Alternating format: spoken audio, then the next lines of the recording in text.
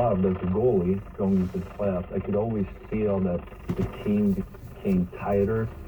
It was a feeling of playing for each other more than regular season, because in the playoffs, it's all about winning. During the regular season, sometimes, players, they're looking to get some points and they want ice time. But when you step into the playoffs, it's all about trying to reach that final goal. And you can feel it in the room, you can feel it on the ice, which is a great feeling. Right, this joint purpose. Absolutely. Right? So you played your entire NHL career in New York. This city loves clutch performers who excel under the pressure on the big stage. So Jeter, Messier, you with your Game 7 playoff record. Is your new role as an on-air studio analyst for MSG and TNT high stakes enough for you? Please proceed to the highlighted route. Then Nothing the will route ever guidance will start. compare to what I've experienced as a player, especially playing as a goalie in New York. There's a lot of pressure, expectations. Now I feel like all the things I'm doing. Do I get nervous? Maybe a little bit, but I don't feel the pressure. When was the last time you got nervous at your job? Well, you know what? When the light goes on and you know it's live, you definitely feel something. But it's not going out and playing in front of 18,000 people and have that pressure of performing and try to win. But it's also kind of refreshing that a lot of the things I'm doing right now is not about winning or losing. It's about yourself. It's about the experience. I think that's where my focus is right now, which is definitely a new feeling.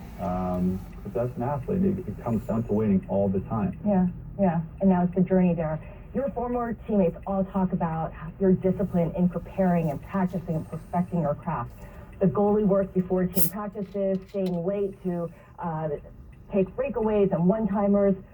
Is there a broadcast equivalent to that? How do you prepare for this job? Well, I think whatever you do, business or sports, to be successful, you need to prepare. Yeah. If you're well prepared, it will give you confidence, and confidence will help you perform. Going into something unprepared is not a good feeling. So to me, that's everything. And when it comes to going into a meeting, you want to know who you're sitting down with. What's the goal with this meeting? Or if you're sitting in front of the camera, what are we talking about? And what are the players we're talking about? And what topics and stuff like that. I think it just helps coming into any situation well prepared. So you're looking over player stats and everything before you go on air? The thing with me, that's because I'm not working every game. I come in once in a while, and it's important to me to talk to here in New York and John, Steve, that work at MSG Network, and get updated on everything. Yeah, I pay attention to the rings, but I don't watch every game. So the conversations we have before we go on air is important to me to have a good show. Right, to get your head in the right place. Is there anyone you look to as a model for how to do this broadcasting outside? Good question. No, I haven't really looked at anybody specific, but I do know, John Maxwell, this kind of commentary is I think about motivation. He knows when to speak, and you know when to be quiet, and you always know how to go through the insights on the team from a player's perspective. And I think personally that's what I'm trying to bring in my own experience. Staff and play-by-play for other people, but for me it's a lot about this. Right, here's what I can do here, here's what I would do in this situation. Exactly. And I do often related to what teacher. But English isn't even their first language, so I wonder how does it compare to broadcasting in English? Well, it is different, that's for sure. I've been here for 18 years. I'm more comfortable speaking English. You start thinking English in third grade. But I remember my first training camp back in 2005, and when you were thrown in front of 10 cameras and reporters and try to express yourself. And that was hard, because coming from Sweden, I was used to express myself and really try to tell the viewers what I felt and what I went through. So you have to learn that over the years.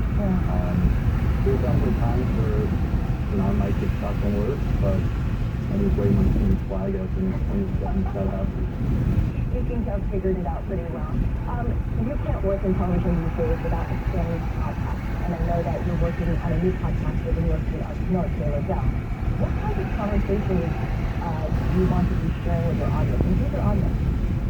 Well, me and Jay, we go back for 17 years now. We're close friends, and we have a lot of conversations about, how to grow as people and what's the next step, but also talk about what we've been through. So we feel like this is an opportunity, this podcast, is to meet with people that, can tell us not so much what they've done in the past, but what's next, but also why and how.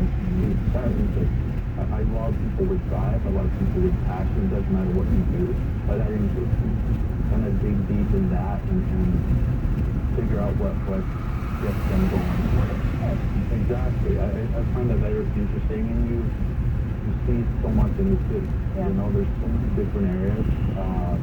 The people that are hustling and working hard, but they have a passion for something, and that's something that I appreciate really getting. Yeah, I'm curious about that because your city is a global capital of finance. You, I know, are a regular at San Francisco's annual 9/11 Charity Day. You meet a lot of people in finance. Have you ever considered working in or learning about finance? Did anyone pitch you on launching an ETF, for instance? Well, I've been investing for many years. I always had people helping me making good decisions, and I have a few projects back in Sweden that I'm working on, but I also work with companies over here. Throughout my career, I was so focused on playing that finance is not really that interesting, but I can tell as I got closer to the end of my career, I started to pay more attention to the finance, and I wanted to get more involved. So there's definitely deals to be made out there, but in terms of where I spend my time, I love to meet people. I love to do creative things. That's why I podcast, I work on TV, I bring you to the Hall of Fame with seasons of our Charlotte Crew. You've got a bit more of that conversation all the way next. You're listening to the Bloomberg Business of Sports, Bloomberg Radio, around the world. World market headlines and breaking news 24 hours a day at Bloomberg.com and the Bloomberg Business app. This is Bloomberg 1130. Now, a global news update. The majority of Nashville council members say they'll vote to reinstate expelled state representative Justin Jones. Jones was expelled from the Tennessee House for protesting gun violence on the floor after the Nashville school shooting. The Metropolitan Council has 39 members. 23 have confirmed that they will vote to reinstate him as representative. Police at the University of Oklahoma giving the all-clear following reports of an active shooter on the campus in Norman Friday night. There were reports there was a shooter at the Van Vliet Oval on campus, and students were told to take immediate action. We are very impressed and very proud of the way that we responded, and we're very glad that there are no casualties or no injuries to anyone. University Police Chief Nathaniel Tarver says it appears the incident may have been a fake call. An Ohio grand jury will meet Monday to consider possible charges in the fatal police shooting of a black man. Jalen Walker was shot and killed by Akron police last June after a traffic stop and car chase. I'm Brad. Now, your 3-day weather forecast on Bloomberg 1130. Partly to mostly cloudy skies today, not getting up near 55. Looking ahead towards tonight's scene, there's a good. Tomorrow, sunny weather for the day. High up near 65. Tomorrow night, blue skies, low 40. And for Monday, plenty of sunshine. Warmer, high near 65. That's your Bloomberg 3-day weather forecast. I'm Susanna Palmer. Now let's get a set of Bloomberg Sports. At the Masters, in the completed second round, Tiger Woods is going to make his 23rd consecutive cut and stick around for the weekend. He ties Gary Player and Fred Couples for the most consecutive cuts made at Augusta National. The leaderboard as round 2 has finally come to a close. Brooks Koepka has a 2-stroke lead over John Rahm. Amateur Stan Bennett is 4 strokes off the pace. Back to Bloomberg Sports, I'm Seth Everett. And catch us live, your favorite Bloomberg 1130 shows, including Bloomberg Surveillance, Wall Street Week, and Bloomberg Sound On, are also available as podcasts. Listen today on Apple, Spotify, and anywhere else you get your podcasts. The 2 days ago, in May, the Power Economic Forum, powered by Bloomberg, is leading the charge for resilient global growth in a post-pandemic world. Join voices to a spotlight of solutions to some of our most consumers and technology at the forefront. Hear from business titans, policymakers, emerging voices, and cultural influencers. 23rd through 25th, as they prepare for the decades of innovation still to come. Visit GuitarEconomicForum.com to learn more. We don't just break news, we build perspective. Bloomberg publishes over 5,000 data-driven stories a day across multiple platforms, so you can gain insights and act with confidence. Ready to dive deeper? Start at Bloomberg.com/thinkbigger. Dear Calvary Hospital, my father Curtis Moore is my hero. Now 96 years old, he has led an exceptional life of self-sacrifice. A Market Point Marine, a New York City detective, and a family man who cared for his children and grandchildren his entire life. So when other hospitals could no longer relieve his suffering or our family's emotional pain, we brought in Calvary's miraculous team of home hospice experts. Thanks to Calvary's doctors, nurses, and social workers, Dad was able to resume the quality of life he wanted and deserved, surrounded by the love of his entire family. And I became more than just his caregiver. I was his daughter again. Thank you, Calvary. Phyllis Robinson. This is Frank Calamari. With Calvary at Home, experience our unique Calvary care right in your own home. Call us today at 718-518-2465. Interactive Brokers clients earn up to 4.33% on their uninvested, instantly available cash balances. Rates subject to change. Visit ibkr.com/interest rates to learn more. Bloomberg Daybreak, the essential business news from across the globe. This is Karen Moscow. And I'm Nathan Hager. Join us Monday morning on Bloomberg Daybreak. Attention turns to the coming week's inflation data, and we speak to Dennis Garman, the former publisher of the Garman Letter. And will legal battles overshadow the presidential race? We'll get the update from Bloomberg government's Emily Wilkins in Washington. Bloomberg Daybreak, weekday mornings at 5 on Bloomberg 1130. Or listen on demand wherever you get your podcasts. You're listening to Bloomberg Business of Sports from Bloomberg Radio. This is the Bloomberg Business of Sports show where we explore the big money issues in the world of sports. I'm talking big. I'm Michael Barr for Scarlet Fu. We're listening to an exclusive conversation Scarlet had with former NHL superstar Henrik Lundqvist. As we look ahead to the NHL playoffs, let's hear a bit more of their discussion. You're also on the business operations side at MSG. What part of the business do you want to learn about the most? Well, to me, it's interesting to just to see the relationships between Madison Square Garden and their partners and understand the value of bringing on great partners for MSG. I mean, MSG itself is such a strong brand. To me, it's the best place to be, really. You know, you meet people, you get the world-class entertainment and music and sports, and I just have so much fun coming there. And of course, you want to bring great brands on the journey there. Mm-hmm. So to be on partner summits and meet with them and talk about their businesses and how MSG can help them and how the businesses can help MSG, I think that's interesting. There's been a few of those meetings. Well, that's what I love about my role right now. I get to go, watch sports and music, meet great people within the business industry, and also be part of the media side of things. So, having a lot of fun. Having a lot of fun. Yeah. On the media side, I wonder, how are you thinking about how this role progresses and tapping into this demand, the insatiable demand for live sports programming in a world where streaming has soaked up the traditional broadcasters? Yeah, I mean, the game has really changed, that's for sure. Over the last 10 years, how it's streamed and how, especially the new generation, watch sports. Rarely they sit down and watch an entire game. They want highlights, they want funny clips, and obviously that's something you have to adjust to. What are you putting out there to engage the new generation especially? So that's the challenge ahead of us, but it's also a fun challenge.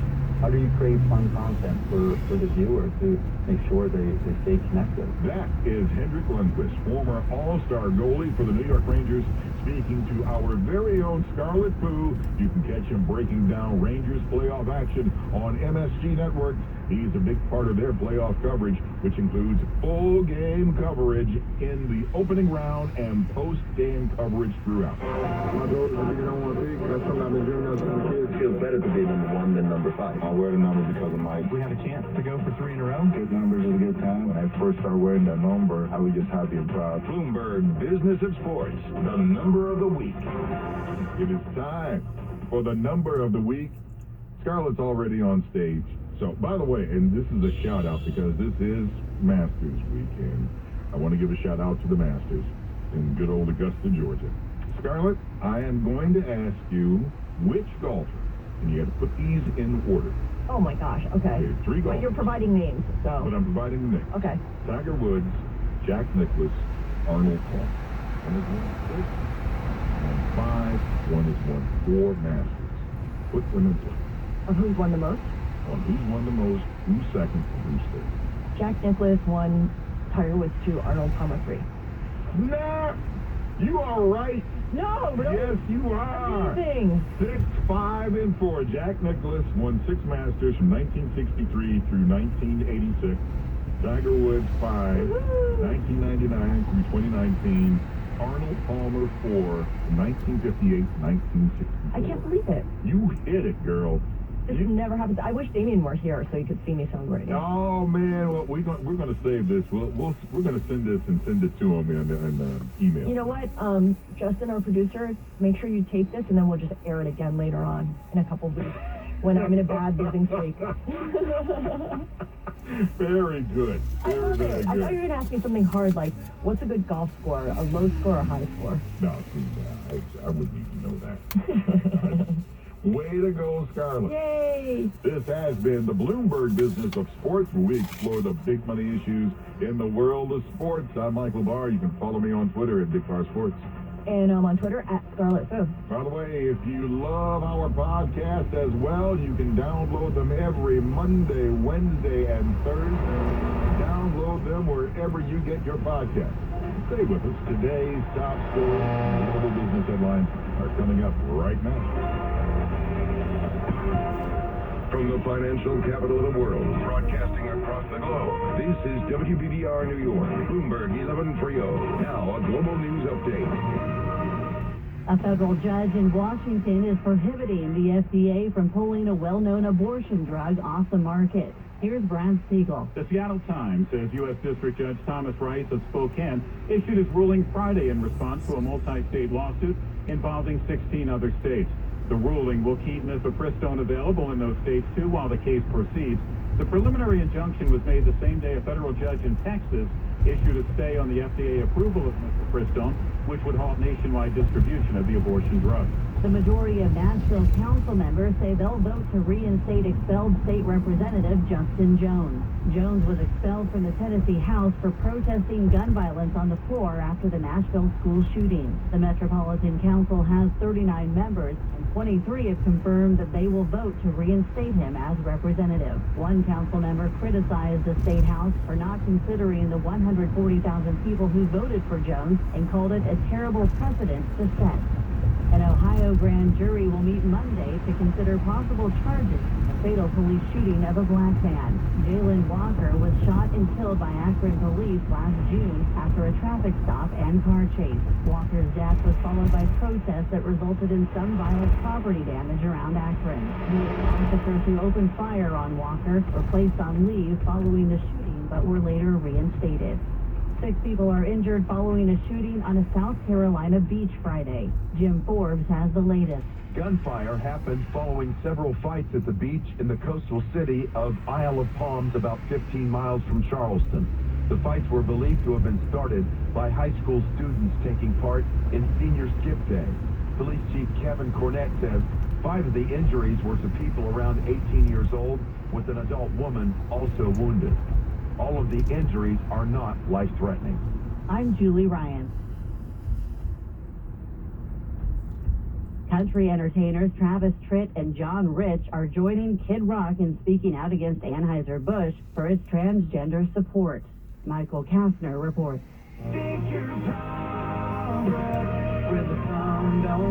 The company's decision to work with transgender influencer Dylan Mulvaney as an endorser of their Bud Light brand has prompted backlash on social media. Travis Tritt took to Twitter to say he's removing the beer maker's products from his tour hospitality rider, later tweeting that other artists are doing the same but not speaking up for fear of being canceled. John Rich sent a tweet asking followers what beer should replace Bud Light at the Redneck Riviera. Lower Broadway honky-tonk. The Air Force is loosening their weight restrictions, allowing for heavier recruits. It's a move to address slumping recruiting numbers. Today, youth are more sedentary than they used to be. To bring them in and make them airmen, we had to change some things. Leslie Brown is with Air Force Recruiting, which is based in San Antonio's Randolph Air Force Base. She says that male recruits are now permitted to have up to 26% body fat, while females can have 36%. That puts the Air Force in line with other services, and she says they've not seen any negative impacts. COVID is causing life expectancy to plunge in New York City. Lisa G. reports.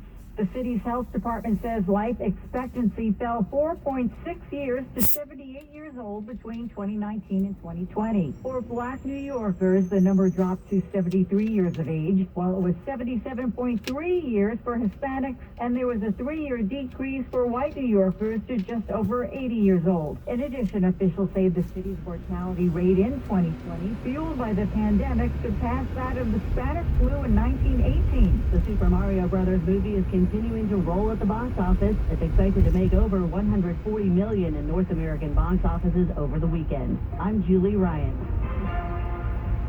And I'm Susanna Palmer in the Bloomberg newsroom. A new batch of classified documents that appear to detail American national security secrets from Ukraine to the Middle East to China has surfaced on social media sites. U.S. officials say the scale of the leak, which could be more than 100 documents, along with the sensitivity of the documents themselves, could be hugely damaging. The latest documents were found on Twitter and other sites on Friday, a day after senior Biden administration officials said they were investigating a potential leak of classified Ukrainian war plans. COVID is causing life expectancy to plunge in New York City. The city's health department says life expectancy fell 4.6 years to 78 years old between 2019 and 2020. For Black New Yorkers, the number dropped to 73 years of age, while it was 77.3 years of age for Hispanics, and there was a 3-year decrease for White New Yorkers to just over 80 years.